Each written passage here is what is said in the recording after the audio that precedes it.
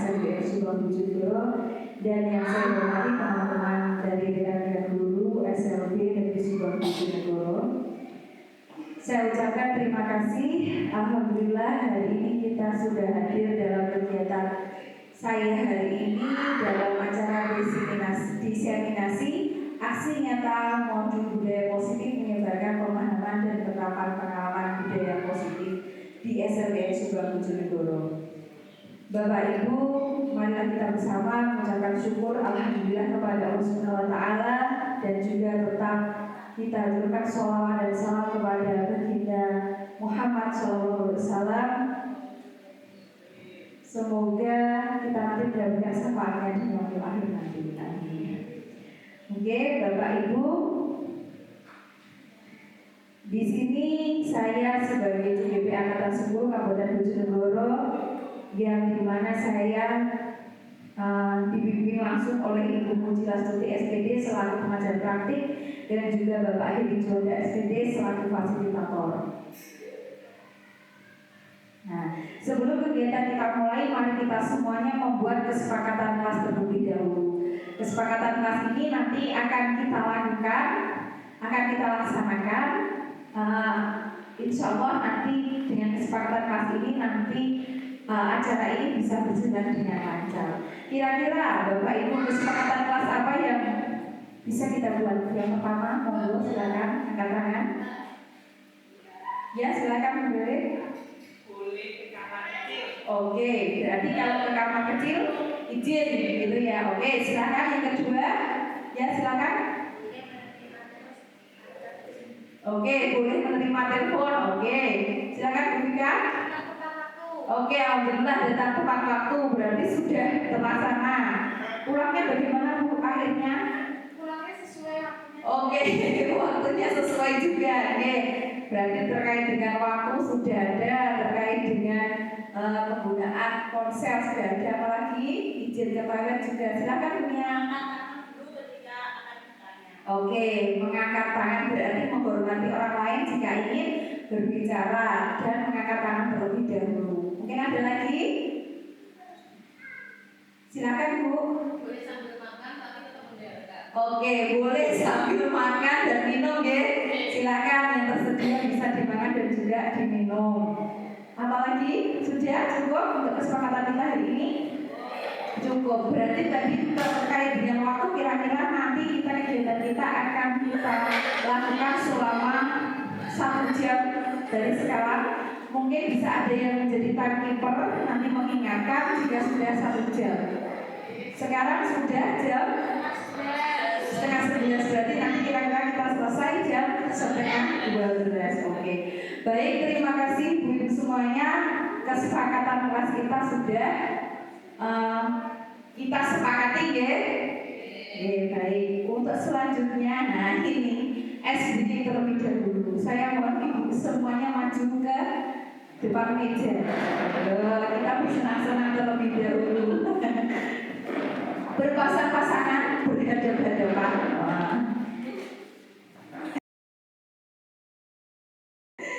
Silakan. Sama siapa? Monggo.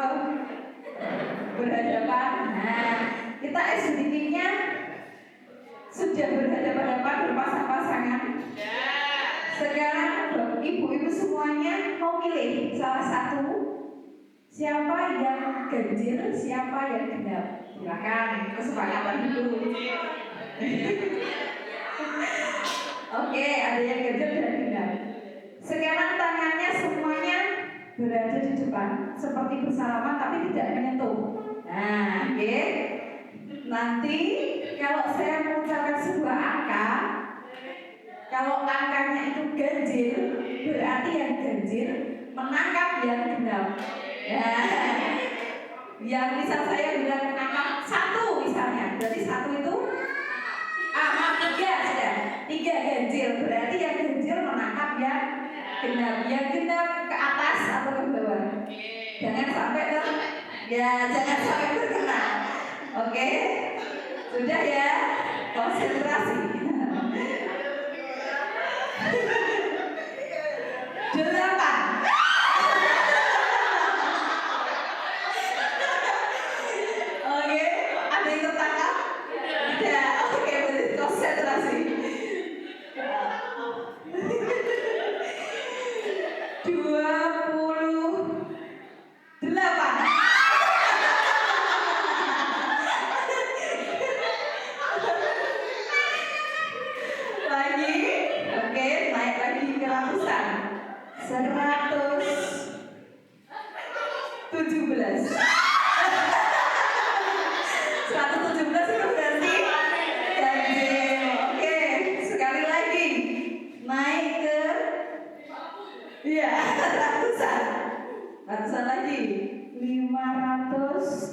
Oke,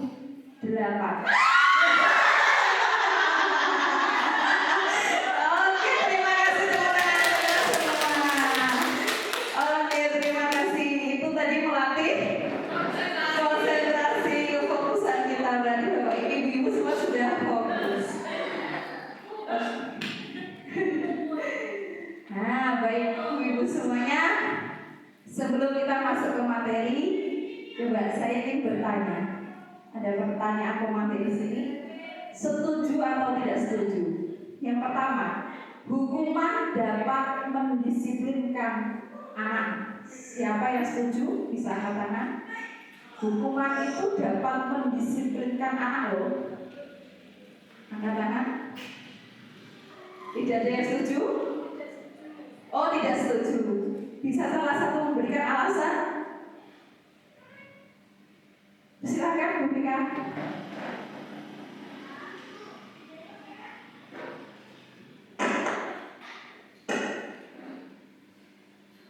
Nah, di sini saya mau menjawab tentang pertanyaan romantik dari kamu satu. Hukuman dapat mendisiplinkan anak, menurut saya itu tidak.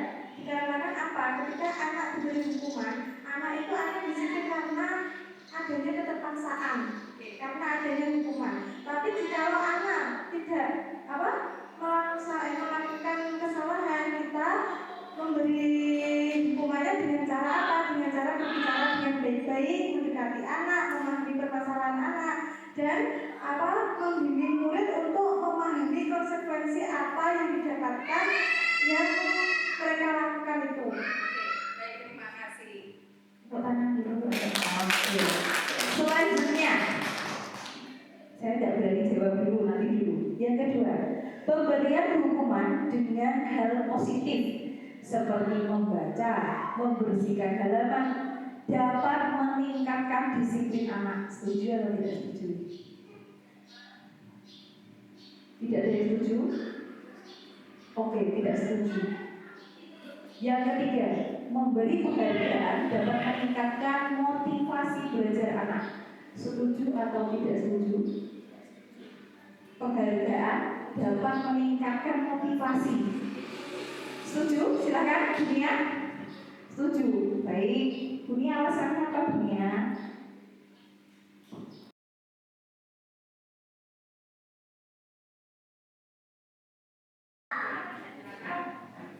Saya setuju dengan pernyataan memberi penghargaan itu dapat meningkatkan motivasi belajar anak. Karena dengan diberi penghargaan, maka anak akan termotivasi rasa harga dirinya, rasa kesadarannya untuk bisa meningkatkan apa yang dia miliki. Misalnya dia kemampuannya untuk mempelajari akan sesuatu hal dari grade 1 sampai 10 ada di angka 7 ya. Maka dengan ada penghargaan dari gurunya atau seseorang di sekitarnya, orang tuanya, bahkan atau teman-temannya, itu bisa meningkat dari 7 menjadi 9 bahkan juga 10. Demikian, terima kasih. Ya, terima kasih. Dunia, tepuk tangan untuk Dunia. Oke. Sekarang kita masuk.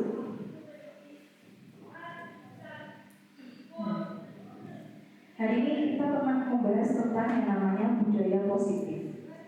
Apa itu budaya positif? Budaya positif adalah perwujudan nilai-nilai atau keyakinan universal yang diterapkan di sekolah.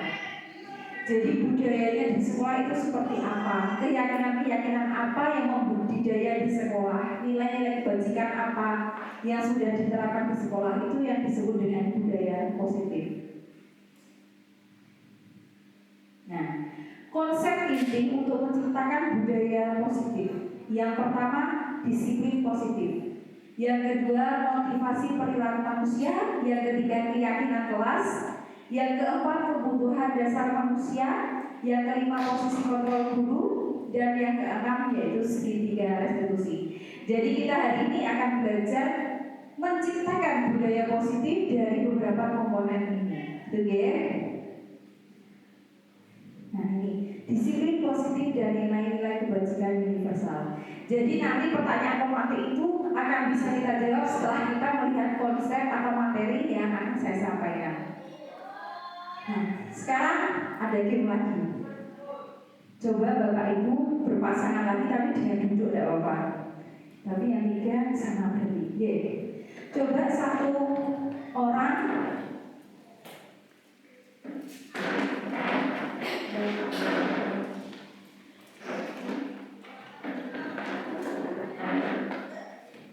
menuliskan rahasianya. Jangan nulis hutangmu berapa, itu cuma ditulis rahasia, terserah rahasia apa, baik itu rahasianya yang boleh diketahui atau tidak terserah, atau contoh saja.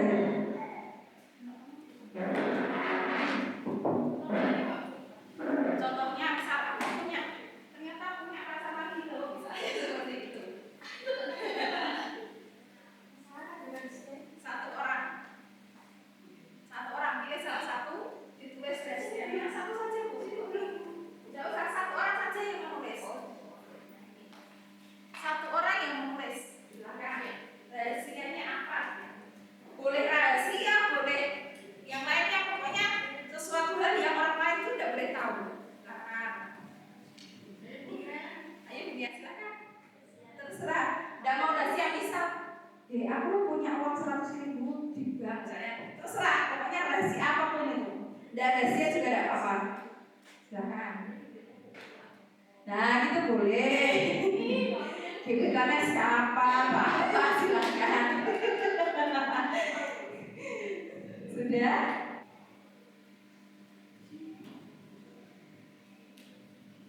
Tuliskan sesuatu yang sangat berharga untuk Anda. Sudah? Letakkan di satu tangan. Ya, betul. Diremas, letakkan di satu tangan. Sekarang tugas temannya, tugas temannya yang sampingnya merayu, memaksa, bahkan boleh menghardik atau mengancam, boleh menyuap. Nah, terserah. Jadi nanti bagaimana caranya biar temannya itu tahu bisa mendapatkan kertas itu. Allah, silahkan dicoba. Bagaimana caranya dapat terserah, monggo.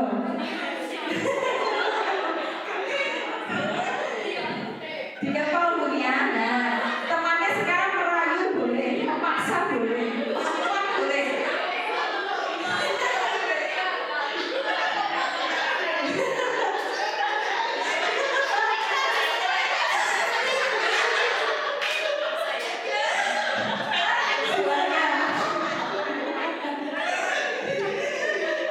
Boleh atau tidak terserah jenengan.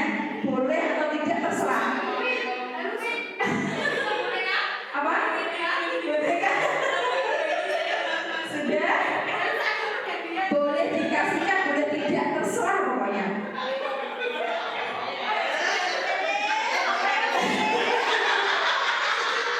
Ada yang menyuap pakai uang, ada yang pakai jajan. Oke. Sudah ya? Oke. Sekarang saya tanya, apa yang terjadi? Ayo, apa yang sudah terjadi? Negosiasi, pemaksaan boleh. Silakan. Ada yang mempertahankan, ada yang mengancam, memaksa. Oke.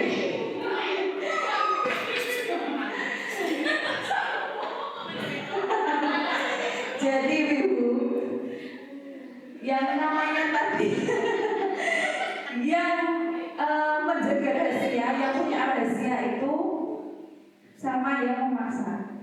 Sekarang saya tanya, sebenarnya siapa sih yang kontrol? Betul, diri kita sendiri. Boleh nggak orang lain kontrol kita? Tidak bisa. Meskipun dengan memaksa, meskipun dengan merayu, menyuap, bahkan yang sedikit-sedikit menghardik dan lain sebagainya, biar dapat itu tidak bisa.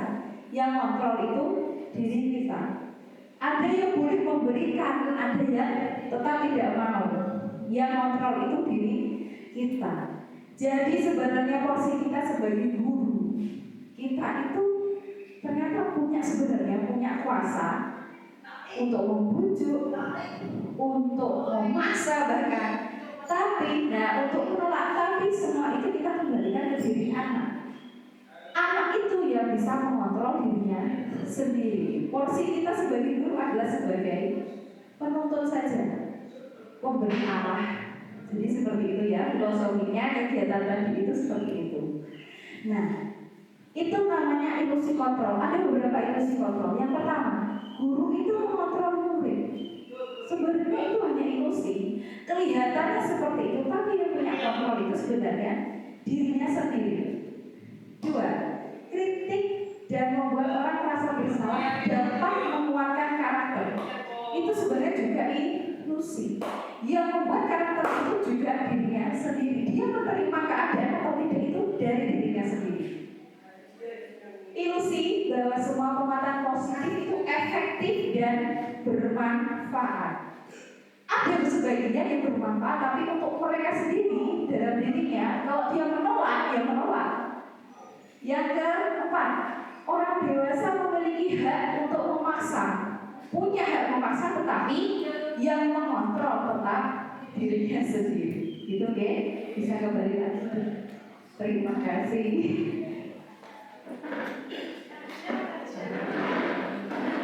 Nah, ini. Jadi kita ada yang namanya perubahan paradigma. Kita ubah mindset kita. Kita mencoba mengubah orang lain agar berpandangan sama dengan kita. Kontrolnya sebenarnya kita berusaha harus memahami pandangan orang lain tentang dunia. Jadi kita tidak bisa memaksakan orang lain, tapi kita yang harus memahami orang lain. Gitu, ya? Oke. Hampir sama kedua. Orang lain bisa mengontrol saya, tapi tidak loh. Ternyata diri kita yang bisa mengontrol kita sendiri. Itu ya. Jadi paradigmanya sudah berubah, zamannya sudah berubah. Nah, disiplin positif ini adalah salah satu cara menerapkan yang bertujuan untuk menumbuhkan kesadaran serta memberdayakan anak melakukan sesuatu tanpa soal, tanpa ancaman maupun tanpa hukuman. Jadi kita hanya tugasnya mengontrol. Nah, sekarang kita masuk materi selanjutnya. Apa sih nilai kebajikan universal itu? Ada yang tahu? Kebajikan berhubungan dengan nilai sifat positif, tujuan yang mulia, fondasi berperilaku, tapi itu juga disepakati bersama. Nilai norma Tuhan itu biasanya disepakati bersama. Dan ini nilai kebajikan ini terkait dengan yang namanya motivasi intrinsik. Apa itu motivasi intrinsik? Dari dalam diri, betul sekali. Jadi nilai kebajikan ini dia akan tumbuh dari dalam dirinya sendiri. Kita punya kuasa untuk mengontrol, tetapi tidak bisa memaksa. Itu tumbuh dari dalam dirinya sendiri. Itu adalah tujuan kita. Yang namanya budaya positif ini nanti ujungnya berada di nilai kebajikan universal. Nah, kalau di kurikulum Merdeka kita sudah tahu nilai kebajikan yang akan dicapai, ingin dicapai itu masuk ke dalam profil pelajar Pancasila. Nah, sekarang kita masuk ke teori motivasi, hukuman, penghargaan, dan restitusi. Nah, tadi saya sudah menyinggung sedikit tentang motivasi intrinsik. Tapi ada yang namanya motivasi eksternal atau ekstrinsik ya. Yang pertama, untuk menghindari ketidaknyamanan atau hukuman. Itu yang namanya motivasi ekstrinsik. Jadi dari orang dari luar, betul yang dikatakan tadi oleh teman kita Vika, bahwa sesuatu hal itu hukuman terutama itu membuat tidak nyaman dari luar. Akhirnya hukuman itu tidak bisa mengena ke dirinya sendiri, tidak akan memunculkan yang namanya motivasi internal atau intrinsik. Yang kedua, hanya untuk mendapatkan imbalan dari orang lain. Itu juga dari motivasi eksternal atau ekstrinsik. Yang ketiga, untuk menghargai diri sendiri. Nah, Motivasi ini disebut motivasi internal. Tujuan dari disiplin positif adalah menumbuhkan motivasi itu sendiri dari dalam dirinya sendiri. Jadi kita bisa mengontrolnya, tapi itu harus tumbuh sendiri. Contohnya kalau kita di kelas misalnya, anak-anak tidak mau nyapu, tapi terus tiba-tiba nyapu. Setelah dia tahu bahwa nanti akan dihukum, nilai kebajikan universal tidak akan tumbuh di situ, karena mereka melakukan itu menghindari hukuman. Ya, sama dengan imbalan. Aku tak nyapu cah, engkau dipuji guruku. Tidak akan menumbuhkan yang namanya nilai kebajikan universal karena ada dorongan dari uang. Gitu ya. Oke, ini adalah motivasi perilaku manusia. Nah, hukuman, konsekuensi, dan restitusi. Hukuman itu apa sih sebenarnya? Dia tidak terencana, tiba-tiba datang, itu namanya hukuman. Bersifat satu arah. Contoh, anak tersebut tidak mau menyapu, dihukum sama gurunya. Tahu kalau gitu lari saja, muter keliling lapangan. Berarti kan muncul saat itu juga dari siapa? Gurunya, satu arah. Hukuman biasanya fisik, psikis, atau kata-kata kasar. Yang kedua, konsekuensi bersifat terencana, disepakati, bentuk konsekuensi dibuat oleh guru. Tetap yang membuat biasanya guru, tetapi tetap didampingi oleh anak-anak. Bedanya itu apa? Kalau konsekuensi itu bersifat terencana, nanti ada contohnya setelah ini. Yang ketiga, restitusi, yaitu proses menciptakan kondisi bagi murid untuk memperbaiki kesalahan mereka sehingga mereka bisa kembali pada kelompok mereka dengan karakter yang lebih kuat. Setelah adanya hukuman atau konsekuensi ini, kita nanti perkuat dengan adanya restitusi, memperbaiki kesalahan. Nanti kita ada contohnya lagi. Nah, sekarang ini ada perbedaan hukuman dan konsekuensi. Sekarang coba Bapak Ibu semuanya mencatat 100 kali di dalam buku kalimat saya tidak akan terlambat karena pernah terlambat di sekolah. Menurut Bapak atau Ibu hukuman atau konsekuensi? Hukuman. Nomor 2, lari mengelilingi lapangan basket 2 kali karena terlambat hadir di sekolah. Hukuman. Yang ketiga, murid push up 15 kali karena tidak menggunakan masker di sekolah. Hukuman.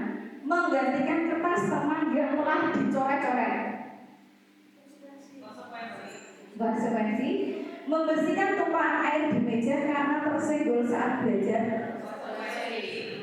Murid disuruh tidak mengenakan sepatu seharian di sekolah karena tidak mengenakan sepatu hitam. Ada perbedaan pendapat di sini. Selanjutnya, lari mengelilingi lapangan basket 2 kali karena terlambat 10 menit untuk pelajaran PJOK. Oke, kita uji jawabannya. Tadi yang berbeda mana? Tadi Bu Vika yang mana, Bu?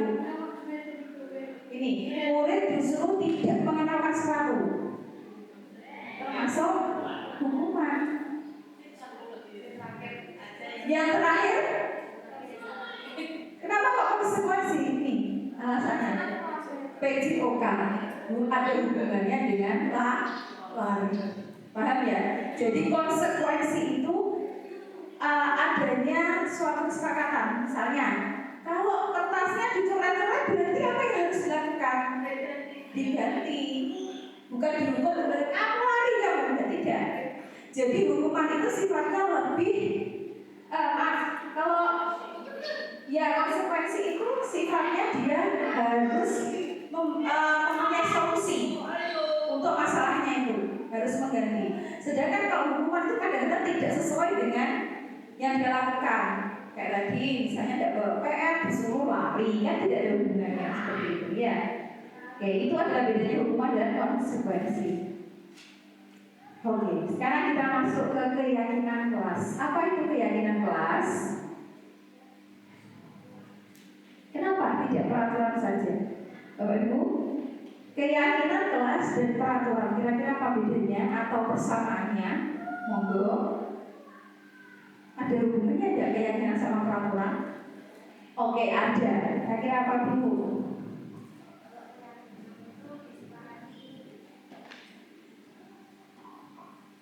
Kalau peraturan itu sifatnya kayak lebih ke anak-anak harus begini, kalau tidak begini, nah itu memaksa. Tapi kalau keyakinan itu sudah timbul dari dalam diri anak-anak, dia kalau melakukan itu dia berarti sudah melakukan kebajikan universal, sudah menerapkan nilai-nilai yang telah disepakati di kelas, dan itu termasuk nilai yang disepakati oleh semua orang kalau itu adalah kebenaran. Oke, terima kasih Bu Susi. Ada lagi yang mau nambahin? Sudah? Oke. Kalau peraturan itu betul yang dikatakan Bu Susi, peraturan itu sifatnya tuh sebenarnya dari atas ke bawah. Contoh peraturan sekolah yang buat siapa? Sekolah.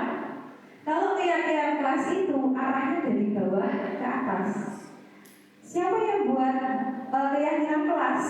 Anak-anak di kelas. Tetapi tetap kita bersamaan atau berbarengan dengan yang namanya peraturan kelas atau sekolah. Tetap ada hubungannya ya. Tetapi arahnya dia berbeda. Yang kedua, yang membuat juga berbeda. Kalau yang namanya peraturan itu yang membuat ya sekolah dari ke atas. Tapi kalau keyakinan kelas itu dari bawah. Anak-anak meyakini, anak-anak mensepakati, baru itu yang disebut keyakinan kelas. Oke? Nah, untuk mendukung motivasi intrinsik kembali ke nilai-nilai atau keyakinan lebih menggerakkan seseorang dibanding mengikuti serangkaian peraturan. Kita mesti tahu ya kata-kata seperti peraturan itu ada untuk dilanggar. Di masjid maksudnya. Biasanya kan seperti itu ya. Tapi kalau keyakinan kelas itu dari bawah, yang buat siapa ya mereka sendiri. Gitu ya. Yang namanya keyakinan kelas. Nah, kenapa kita bicara tentang aturan dan keyakinan kelas? Hubungannya sama budaya positif apa ini? Jadi dari peraturan kelas itu dia lebih sempit dari sekolah. Kalau keyakinan kelas lebih universal. Yang namanya keyakinan kelas kalau sudah disepakati, sudah dilaksanakan, itu akan menciptakan yang namanya lingkungan positif. Lingkungan positif ini yang akan membuat yang namanya budaya positif, terutama budaya positif sekolah. Nah, ini adalah prosedur pembentukan keyakinan kelas. Jadi beda ya yang namanya peraturan dan juga keyakinan. Yang pertama, mempersilahkan siswa mencurahkan tentang peraturan kelas yang sudah disepakati. Kita bicaranya peraturan dulu. Biasanya kan mereka taunya peraturan. Kita ajak anak untuk membuat peraturan, suruh nulis. Guru hanya sebagai pembimbing. Yang kedua, mencatat semua masukan. Mereka bilang, Bu, tidak boleh membuang sampah sembarangan, boleh saja dulu. Bu, tidak boleh teriak di kelas, boleh saja dulu. Yang ketiga, ganti kalimat negatif menjadi positif. Nah, contoh kalimat negatif itu seperti ini. Dilarang membuang sampah di tempat sampah. Di seberang tempat. Itu yang disebut kalimat negatif. Ada kata tidak. Diganti seperti apa? Betul sekali. Buanglah sampah pada tempatnya. Itu masuk ke dalam keyakinan kelas. Tidak boleh gaduh di kelas. Dibuat jadi kalimat positif.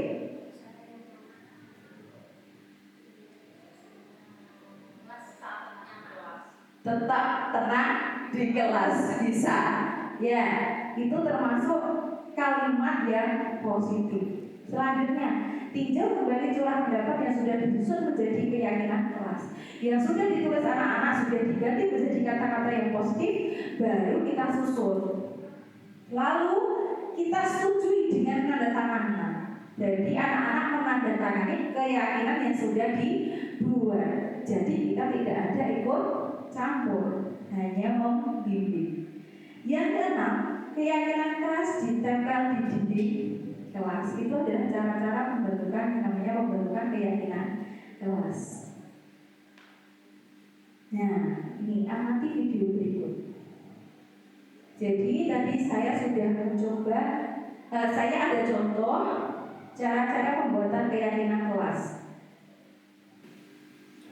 Jadi ini anak-anak, kalau semisal bagaimana kalau anak itu tidak bisa menulis misal atau kalau di SMP kan biasanya kita harus bertanya terlebih dahulu atau memancing dengan pertanyaan pemantik seperti itu ya. Kalau ini saya membuat gambar itu nanti anak-anak ini termasuk keyakinan kelas atau tidak ya, seperti itu. Kalau mereka oke nih atau ya itu termasuk keyakinan kelas, kita keep, kita simpan. Nah, ini pemilihan keyakinan kelas. Jika sudah keyakinan kelas yang sudah disepakati tersebut, kita keep, kita simpan. Nah, kita buat seperti ini, kita simpan. Jadi yang sudah diyakini oleh kelas itu kita tempelkan.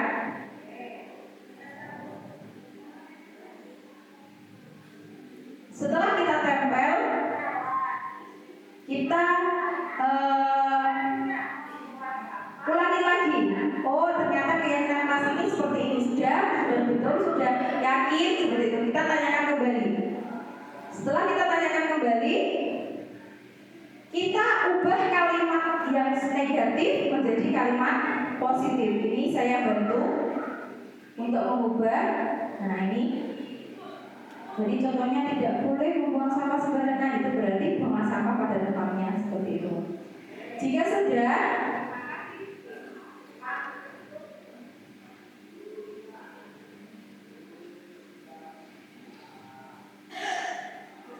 kita tanda tangani bersama yang namanya keyakinan kelas ini. Ditandatangani oleh setiap orang, setiap anak di kelas.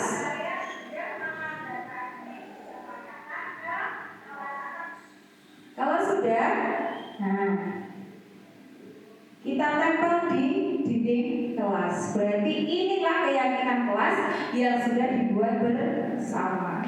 Oke, ini adalah contoh cara membuat keyakinan kelas. Nah, sekarang kita masuk ke posisi kontrol guru. Mas, fokus ya. Yang pertama, guru itu sebagai penghukum. Yang kedua, guru sebagai pembuat rasa bersalah. Yang ketiga, guru sebagai teman. Yang keempat, guru sebagai pemantau. Yang paling puncak, guru sebagai manajer.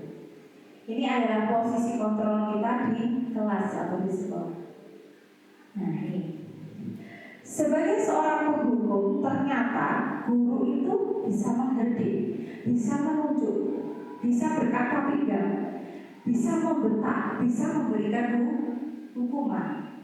Tapi dampaknya anak bisa menjadi pendendam. Dendam dia karena sudah dihukum. Ya, dia juga tidak suka sama gurunya, tidak mau aku sama guru itu soalnya aku dihukum, seperti itu. Kedua, pembuat rasa bersalah. Biasanya guru itu punya suara lembut, namun dia menyalahkan siswa. Guru menyalahkan siswa dan guru merasa menderita. Nah, jadi biar dia bersalah, memang seperti itu. Dampaknya memang membuat siswa bersalah. Dia tapi kadang bisa menjadi rendah diri, tidak berani ngomong lagi. Karena kalau aku ngomong gini nanti guruku menderita, seperti itu. Yang ketiga, guru bersikap sebagai teman, ramah, cenderung bersenda gurau untuk menghangatkan suasana, bertindak sebagai teman. Dampaknya apa? Murid bergantung pada satu orang. Kalau ada apa-apa, guru itu, ada apa guru itu, minta tolong guru itu, seperti itu. Dan membuat siswa tidak mandiri karena dia merasa sebagai teman. Oh dulu sama loh. Posisi kontrol keempat sebagai pemantau. Biasanya nada bicaranya dan ekspresinya datar. Jadi guru yang pemantau itu biasanya sering mengamati murid-muridnya. Tapi guru di sini bisa sebagai menghukum juga. Dia tetap memantau saat siswa diberi sanksi atau konsekuensi. Misal dia sudah menumpahkan air, nadanya juga dia datar, ayo dibersihkan itu mejanya, seperti itu. Jadi dia memantau. Dampaknya dia tapi menghitung hadiah atau hukuman tanpa melihat nilai kebajikan. Jadi dari dia yang penting konsekuensimu itu. Yang terakhir sebagai manajer ini paling puncaknya, suaranya netral, identitasnya positif, berhasil. Jadi di anak berhasil mengajukan pertanyaan bermakna, membantu siswa memecahkan masalah. Sebagai seorang manajer, guru itu pasti bertanya, apa yang kamu perbuat? Solusinya apa? Itu namanya manajer. Dampaknya murid bisa mandiri dan bisa menyelesaikan masalah sendiri. Oke, itu ada 5 posisi kontrol guru. Sekarang saya tanya, kira-kira ibu semua di sini sudah bertindak sebagai apa? Jawabannya dikit dulu, nanti kita buat refleksi. Oke? Udah ya, kira-kira posisinya tuh kemarin saya sebagai apa sih kalau di kelas? Penghukum kah? Pembuat rasa bersalah kah? Sebagai teman? Pemantau atau sebagai manajer? Oke, kita klik dulu. Oke, sekarang kita bahas ke materi selanjutnya.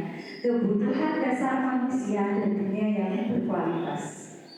Nih, kita itu sebagai manusia sebenarnya butuh loh beberapa kebutuhan dasar ini. Yang pertama, bertahan hidup. Pada maksudnya bertahan hidup, semua orang pasti butuh bertahan hidup. Seperti tadi dunia ini ya, bertahan, mempertahankan haknya dengan.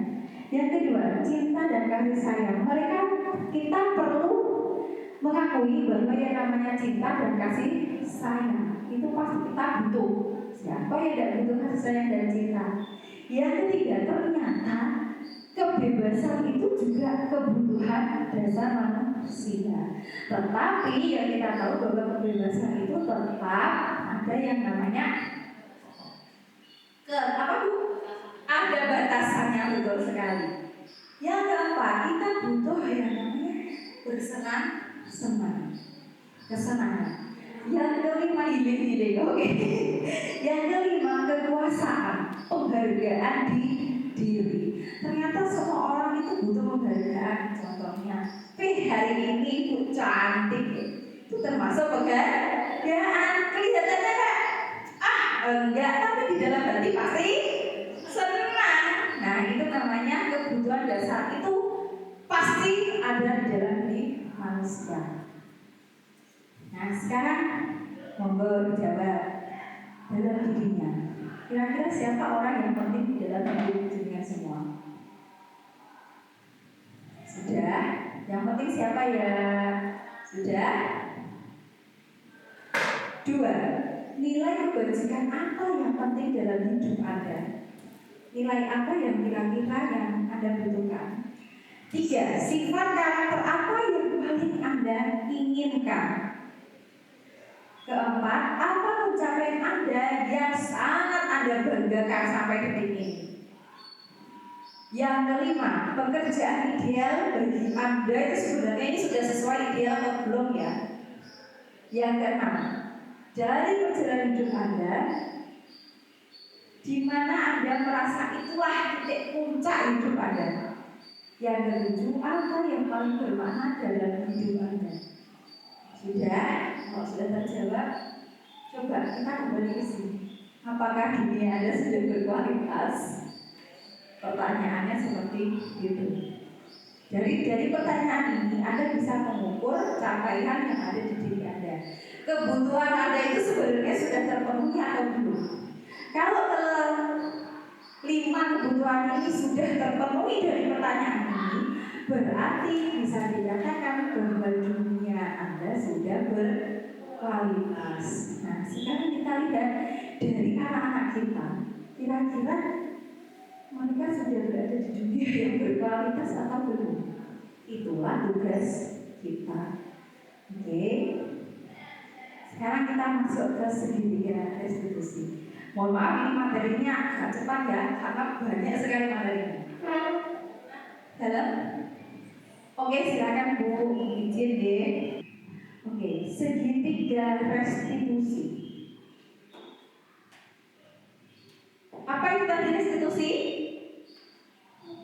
Kita kembali lagi ke segitiga restitusi. Proses menciptakan kondisi bagi murid untuk memperbaiki kesalahan. Ini ada yang namanya segitiga restitusi. Nah, segitiga restitusi ini ada 3 hal yang jadi inti. Yang pertama, menstabilkan identitas. Yang kedua, memvalidasi kebutuhan. Yang ketiga, menanyakan keyakinan. Bu, ini dibolak-balik bisa Bu? Bisa? Tidak bisa. Sebenarnya bisa, tetapi kalau bisa harus sesuai ya. Harus 1, 2, 3 seperti itu. Bu, kalau misalnya tidak berhasil bagaimana? Kita ulang lagi. Tapi yang namanya segitiga restitusi ini pasti akan berhasil, itu pasti. Karena yang berpendapat adalah pakar. Maksudnya menstabilkan identitas itu bagaimana Bu? Nah ini, saya punya video. Jadi segitiga restitusi itu Bapak Ibu digunakan untuk memperbaiki kesalahan siswa, tetapi mereka sendiri yang mencari solusinya. Kita hanya sebagai posisi kontrol, bisa sebagai manajer seperti itu. Nih, penerapan segitiga kasus 1. Jadi ini yang sudah saya terangkan kemarin. Saat kegiatan pembelajaran luar kelas, Aprilia diantar oleh ibunya. Tiba-tiba Aprilia itu mengamuk, dia menangis dan marah.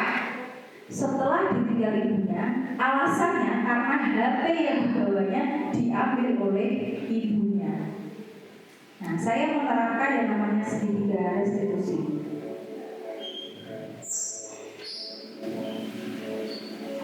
Oke, berarti tahu apa yang ditinggal ibunya.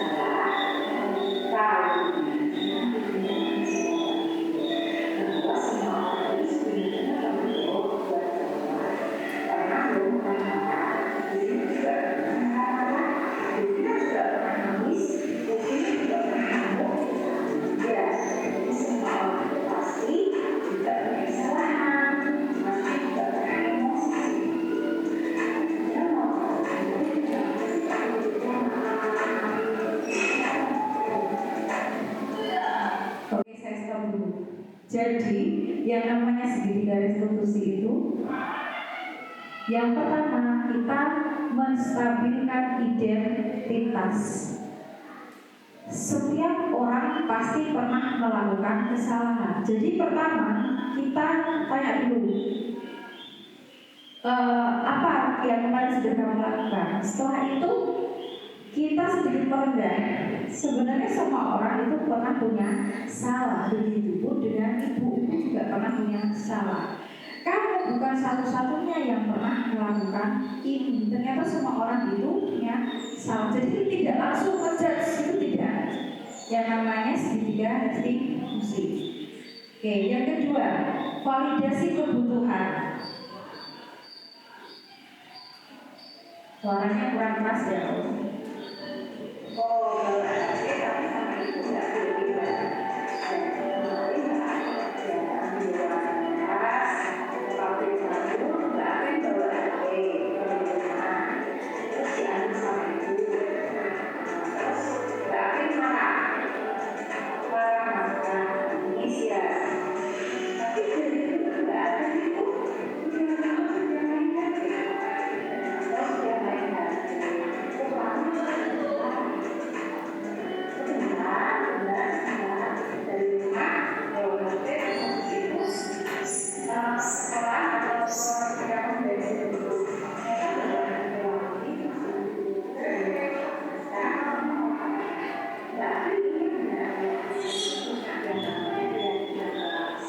Oke, saya stop. Segitiga restitusi yang kedua yaitu validasi kebutuhan. Kamu tentu punya alasan ketika melakukan hal tersebut. Tadi sudah saya tanyakan, kamu sebenarnya kenapa kamu menangis? Oh, ternyata dia butuh HP, tapi tidak boleh sama ibunya, diambil sama ibunya. Nah, terus selanjutnya kita lanjut.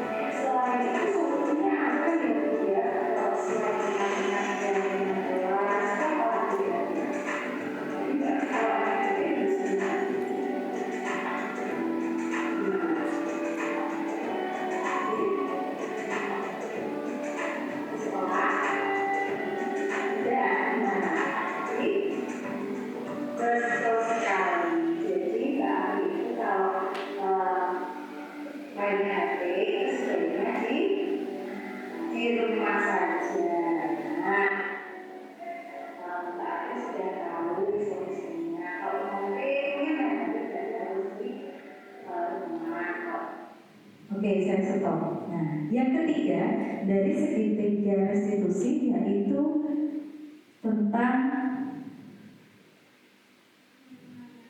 menanyakan keyakinan. Jadi sebenarnya kamu punya keyakinan kelas loh yang sudah kamu langgar seperti itu ya. Nah, nilai apa yang telah kita sepakati di kelas itu kita ingatkan kembali. Tapi mohon maaf kalau kita di SLP memang caranya seperti itu tadi. Anak itu menemukan solusi tetap harus di bimbing, didampingi. Misalnya tadi dia bingung jawabnya apa, kita pancing terlebih dahulu dengan sebuah kata-kata baru dia melanjutkan. Seperti itu, ya. Nah, itu adalah yang namanya segitiga restitusi. Jadi posisi kontrol kita yaitu sebagai seorang manajer. Beda dengan yang namanya menghukum, pembuat rasa bersalah itu berbeda, gitu ya. Jadi biar anak itu menemukan solusinya sendiri.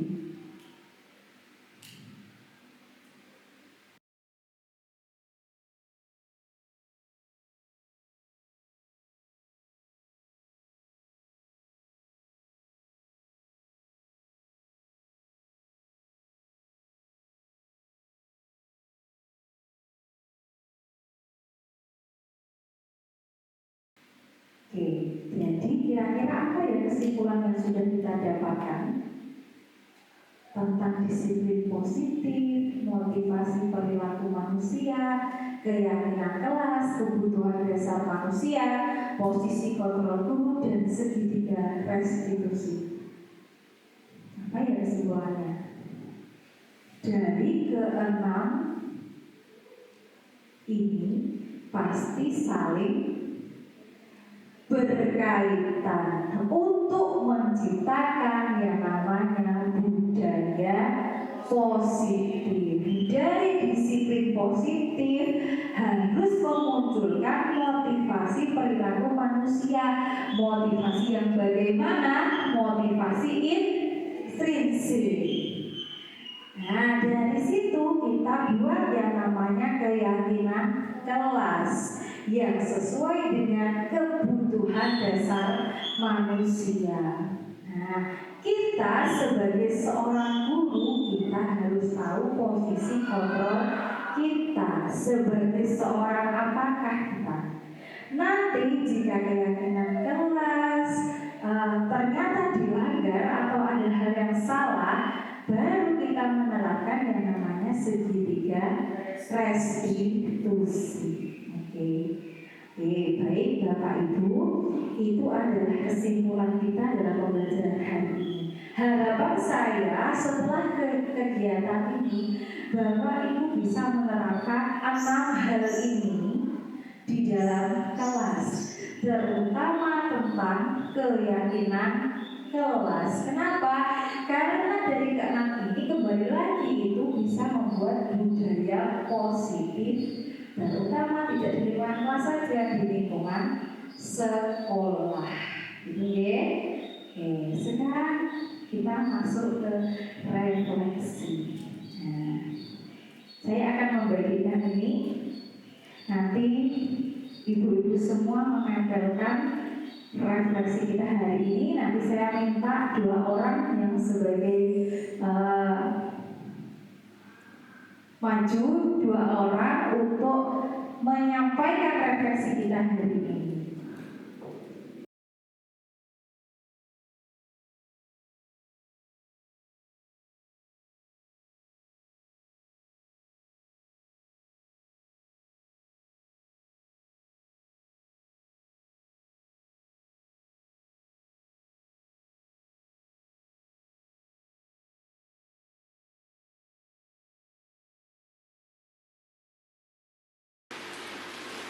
Hal baru apa yang sudah saya dapatkan di sini yang mengubah paradigma. Yang kedua, perasaan apa yang muncul mengenai makna disiplin dan motivasi intrinsik. Perasaannya hari ini. Sudah? Monggo silakan.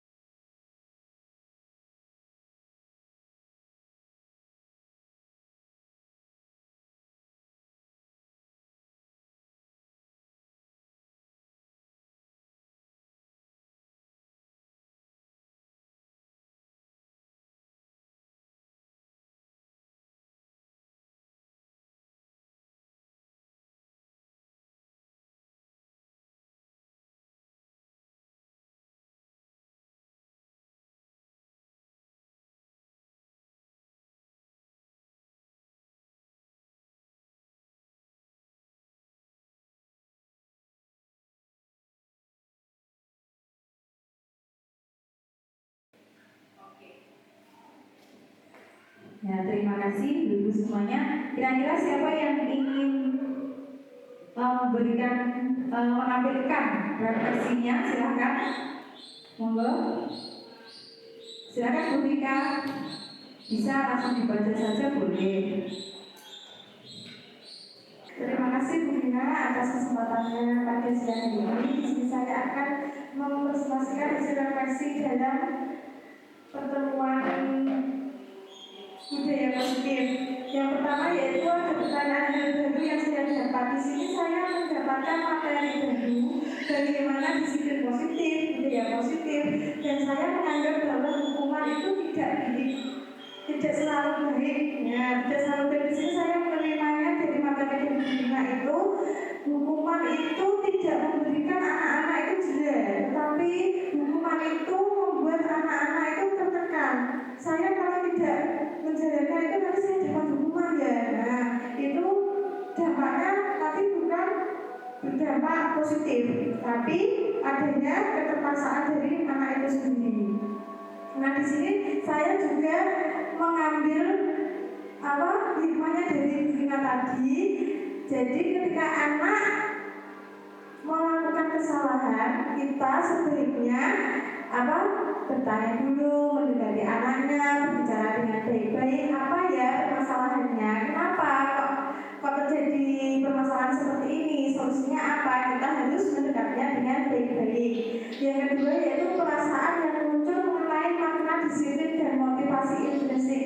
Di sini yaitu saya mendapatkan ilmu baru untuk menghadapi peserta didik yang melakukan kesalahan, yaitu itu tadi mengontrol peserta didik ya, dengan cara mendekati dan berbicara dengan baik-baik. Terus peran saya selama ini, ketika bersama teman-teman yaitu sebagai teman Bapak Ibu. Saya kadang itu memancing peserta didik ketika di rumah itu bagaimana dia bercerita. Nah, ketika anak-anak itu nyaman dengan saya, anak-anak pasti mau bercerita kegiatannya selama di rumah. Nah, seperti itu. Selanjutnya peran saya setelah mengikuti modul ini, saya ingin menjadi kontrol posisi untuk peserta didik saya, yaitu sebagai manajer pembinanya, sebagai kontaknya lebih baik lagi sehingga anak-anak itu tidak menganggap saya sebagai teman, hanya bersudah guru saja, tidak ini. Itu saja, terima kasih. Assalamualaikum warahmatullahi wabarakatuh. Waalaikumsalam warahmatullahi wabarakatuh. Baik, selanjutnya siapa yang ingin lagi menyampaikan satu pendapatnya lagi? Boleh. Oke, kita beri dulu ada. Baik, silakan Bu Susi. Assalamualaikum warahmatullahi wabarakatuh. Waalaikumsalam. Baik, Bu Bina dan ibu-ibu, saya akan sharing tentang pendapat saya dalam hal ini.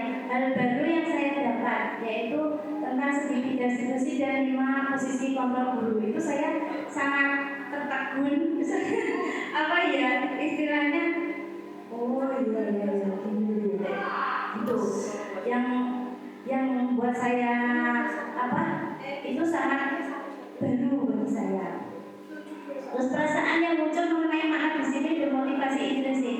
Perasaan saya hari ini senang dan sedih. Senangnya karena ada penerangan baru tadi ya tentang disiplin positif, dan sedihnya itu di kelas saya belum tumbuh disiplin positif, yaitu disiplin dari dalam diri anak-anak. Saya memang dari pas kecil Bu, jadi mereka mungkin belum tahu mereka itu harus bagaimana itu ya, karena memang ya masih kecil, kelas kecil.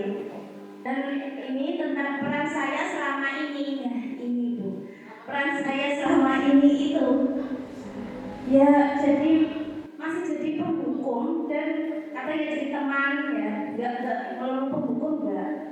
Karena nanti kalau anak dukung terus itu ya dia malah ini istilahnya malah kabur habis itu ya.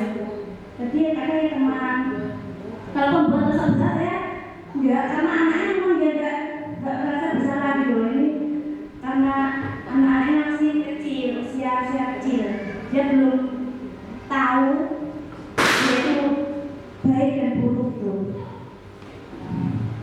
Jadi setelah tahu saya setelah mengikuti modul ini, setelah ini Bismillah, saya akan menjadi seorang manajer di kelas sehingga bisa menjadi kelas yang berbudaya positif. Itu cita-cita saya, Bu. Semoga amin gitu ya. Amin ya. Karena itu cita-cita saya.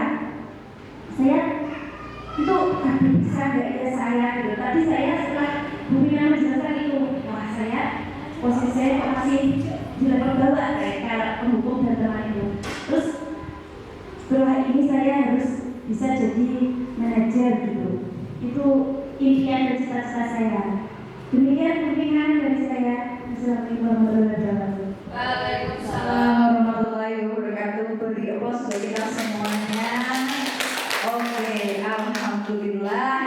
Itu adalah refleksi dari teman-teman. Ya, harapannya memang setelah mempelajari modul ini, Bapak Ibu semuanya diharapkan bisa menciptakan budaya positif di sekolah. Tetapi jangan lupa peran kita selain kepesertaan didik kita perlu yang namanya kolaborasi. Kita bisa saling tanya ke temannya yang sudah melakukan kegiatan kelas, yang sudah melakukan budaya positif, bisa kita contoh di kelas kita sehingga budaya positif bisa terjadi di sekolah. Baik Bapak Ibu, itulah materi yang dapat saya sampaikan. Diseminasi kita hari ini cukup sampai di situ saja. Harapannya setelah ini Bapak Ibu bisa membuat keyakinan kelas dan menerapkan yang namanya budaya positif di kelas ataupun di sekolah. Saya rasa cukup itu saja. Saya berterima kasih atas kehadiran Bapak Ibu semuanya. Saya juga mohon maaf jika ada salah-salah kata dan kurangnya. Wassalamualaikum warahmatullahi wabarakatuh.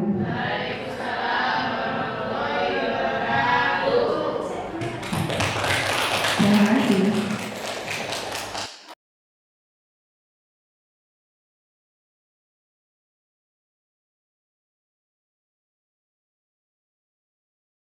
Assalamualaikum warahmatullahi wabarakatuh. Waalaikumsalam warahmatullahi wabarakatuh. Oke, hari ini kalian kita kumpulkan di sini karena hari ini kita akan membuat namanya keyakinan kelas. Keyakinan kelas. Apa itu keyakinan kelas? Apa ya? Gambar apa ini? Rak buku. Diapakan bukunya? Dirapikan. Berarti kalau sudah dipakai bukunya dirapikan, dikembalikan ya, bukunya dikembalikan ke tempatnya. Menurut kalian bisa enggak ya ini dijadikan keyakinan kelas? Bisa? Bisa? Bisa. Oke, kita simpan Mas Bafi dulu. Bisa. Ini apa ya? Ya, ada beberapa gambar nih. Belajarnya gimana? Yang mana? Ambil. Oke. Tapi mau yang mana? Mau itu aja. Oke. Kak April mau yang mana? Ambil. Oke. Ambil. Oke. Sekarang Daniel silakan maju satu persatu. Silakan siapa dulu, monggo. Oke.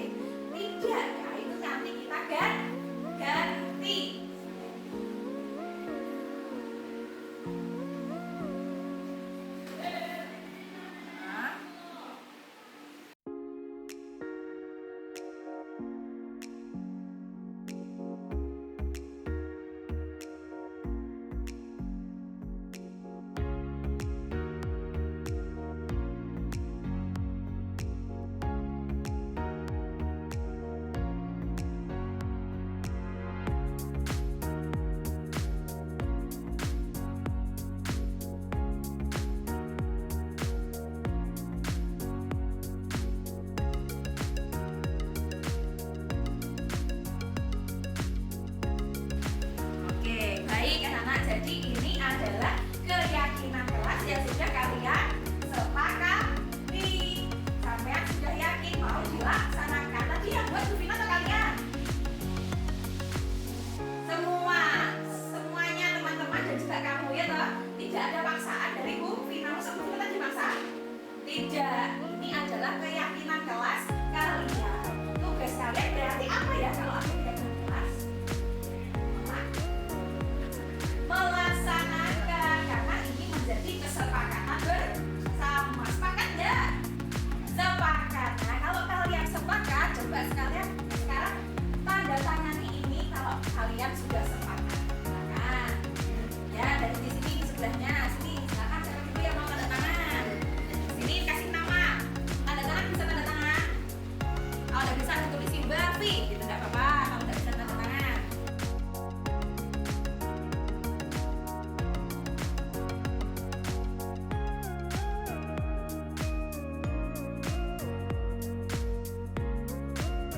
Baik, kalian sudah menandatangani kesepakatan